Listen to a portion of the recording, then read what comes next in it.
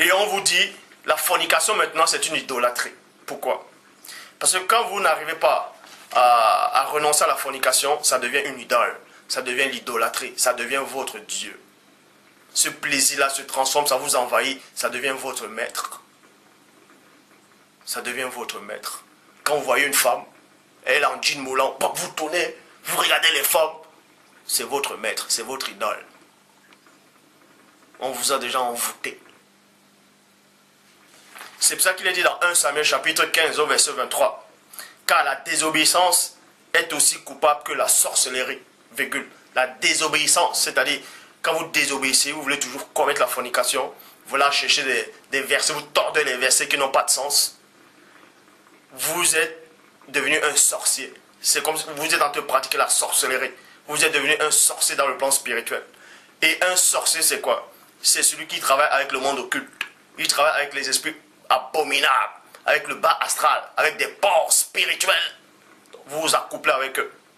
C'est pour ça que la nuit, il vient coucher avec vous. C'est pour ça que vous avez du mal à prier. C'est pour ça que vous avez du mal à même si vous allez dire peut-être dans vos vies, ça peut réussir. Mais moi, je parle du domaine spirituel. Le Christ dit quoi? Ça sert à quoi? Qu'est-ce qui servira à un homme d'avoir tout le monde entier, c'est-à-dire d'avoir toutes les richesses du monde et s'il perd son âme? Donc la révélation, c'est quoi? Vous pouvez avoir les biens que vous voulez matériels, mais si votre âme, si votre esprit n'est pas encore avec le Père, vous êtes le plus misérable. Donc, 1 Samuel chapitre 15, verset 23.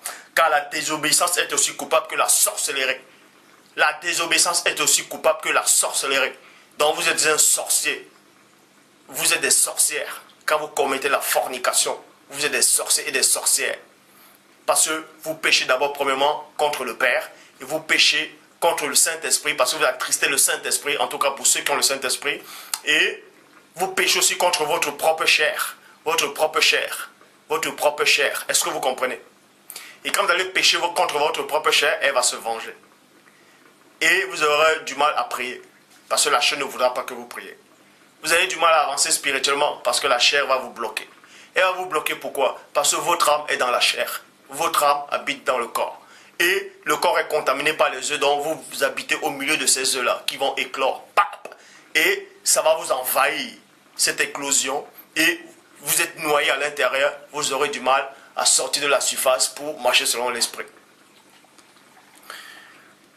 1 Samuel chapitre 15, verset 23. Car la désobéissance est aussi coupable que la sorcellerie et la résistance aussi grave que l'idolâtrie. Idole et les téraphins. Donc, ceux qui vont résister, c'est-à-dire qui ne vont pas, renoncer à la fornication, vous êtes des sorciers et des sorcières devant Dieu.